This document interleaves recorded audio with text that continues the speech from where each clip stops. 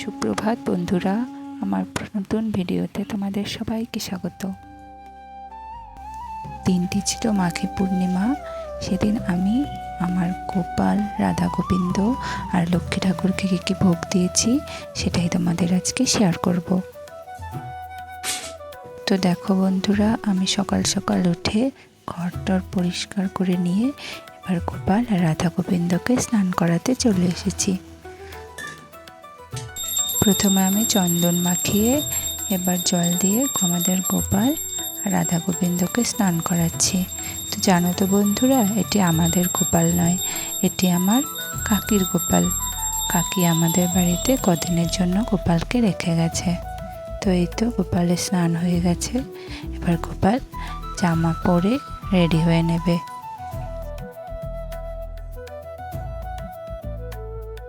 গোপালের রেস পরা হয়ে গেছে, এখন আমি রাধারানীকে সাজিয়ে দেব। কৃষ্ণ ঠাকুরের সাজটা আমি দেখাতে পারিনি, ওই ক্লিপটা নিতে আমি ভুলে গেছিলাম।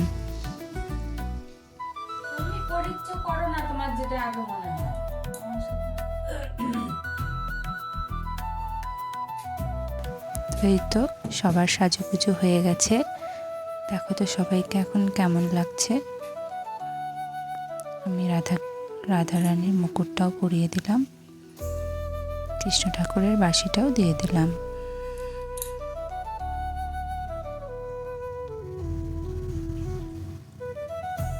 এবার আমি রাধা গোবিন্দ আর গোপালের জন্য দুটো মালা গেঁথে নেব। এগুলো আমাদের বাড়ির ফুল, সেগুলো দিয়ে আমি ছোট করে দুটো মালা গেঁথে নেব।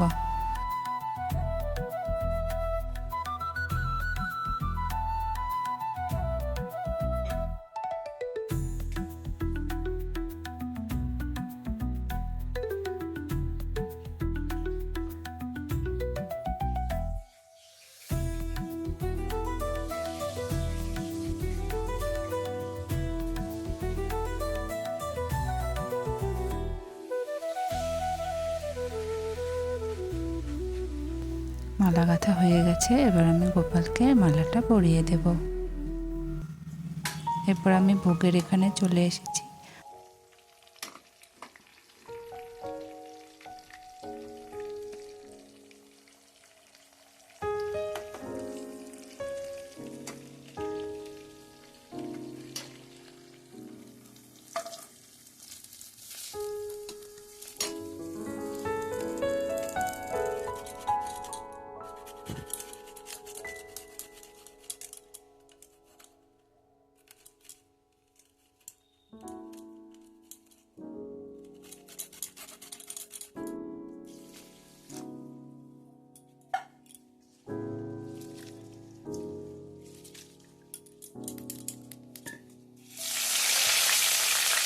তেল গরম হয়ে যাওয়ার পর আমি ফোড়ন দিয়ে দিচ্ছি।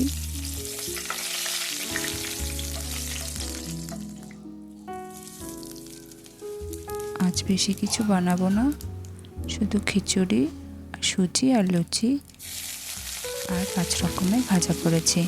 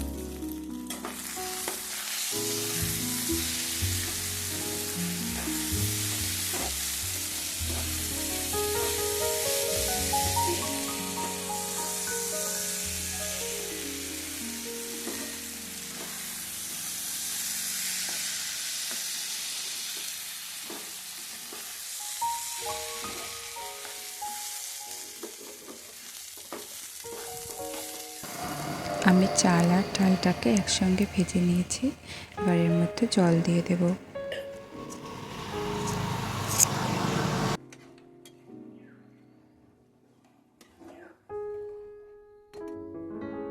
এবার আমি জল দিয়ে দেব। যেহেতু কড়াইটা ছোট, তাই একটি হাঁড়ির মধ্যে সেই ডাল আর চালটা ঢেলে দিচ্ছি, যাতে তাড়াতাড়ি খিচুড়িটা হয়ে যায়। ওইটুকু কড়াই তো হবে না। ছোট ছোট সব থেকে ছোট যেটা।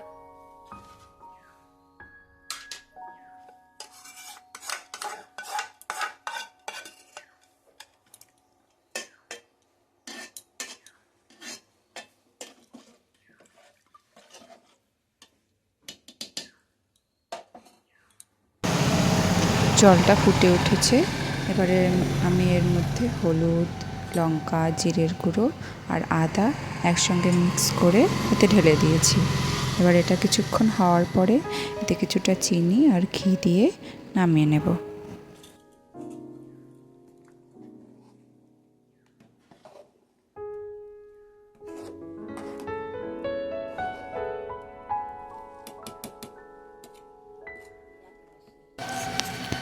খিচুড়ি আমার হয়ে গেছে। এবার আমি ঘি দিয়ে খিচুড়িটাকে নামিয়ে নেব। এরপরে দুধ চাল দেব।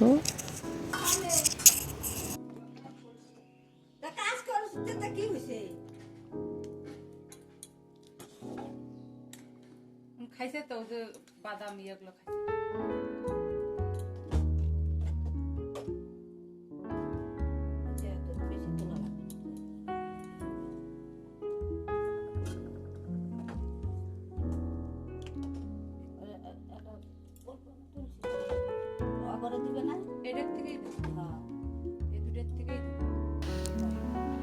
এবার আমি দুধটা জাল দিয়ে নিচ্ছি। সুজিতে দুধ দেবো, তাই আগেই দুধটা জাল দিয়ে রেখে দেবো।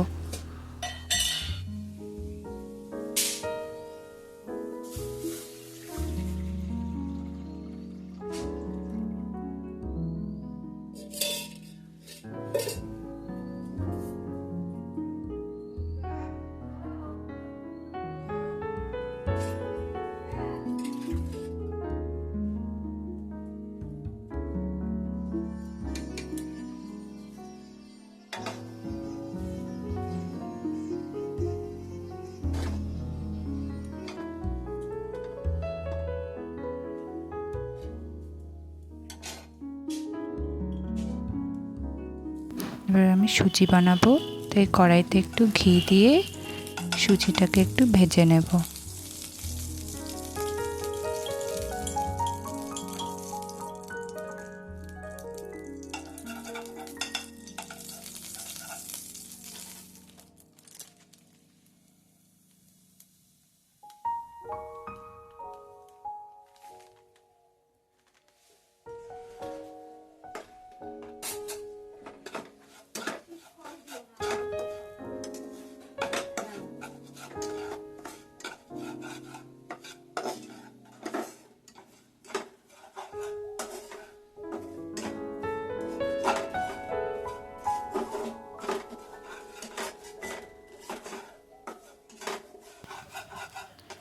সুজিটা প্রায় ভাজাই হয়ে গেছে।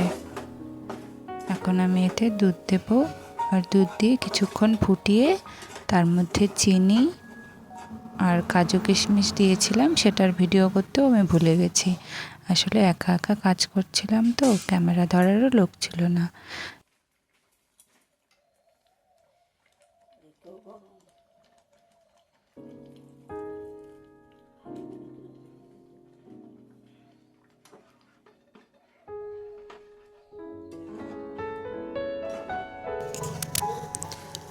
আমার এখন সুজি রান্নাও হয়ে গেছে।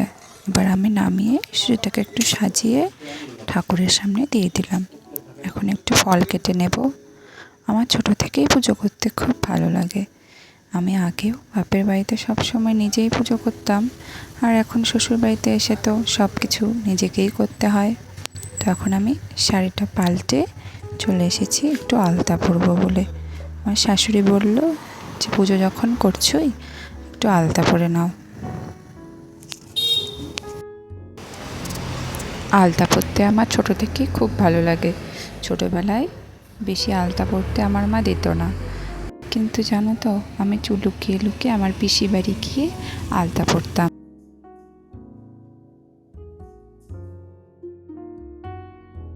এবার আমি তুলসী গাছে জল দিয়ে নিচ্ছি। আর সঙ্গে সূর্য প্রণামও করে নিচ্ছি। এটা আমি রোজ দিনই করি। তো আমার পুজো এখন কমপ্লিট হয়ে গেছে। পুজো শেষ হতে হতে প্রায় দুপুর হয়ে গেছিলো।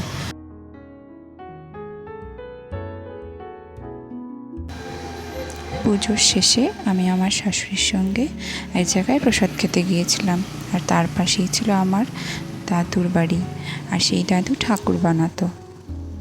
তো দাদু বলছিল যে এই গয়নাগুলো একটু পরিয়ে দিতে ঠাকুরকে, তো আমি পরিয়ে দিচ্ছিলাম। তো আজকে এই পর্যন্তই।